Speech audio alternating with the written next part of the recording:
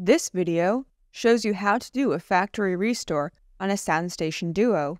First, record the serial number from the back of the phone. You will need this later. Next, unplug the power over Ethernet cable. Then, plug it back in.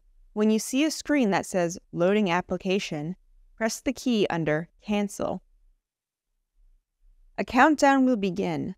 Hold down the 1, 3, 5, and 7 buttons simultaneously. The device prompts you for a password.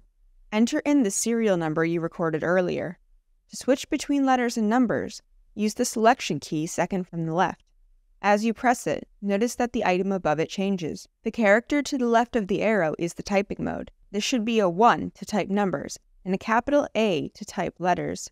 Do not enter the serial number letters using lowercase letters. Press OK when finished. The restore begins. During the restore, the device may reboot a second time.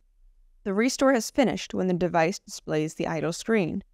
This concludes the tutorial.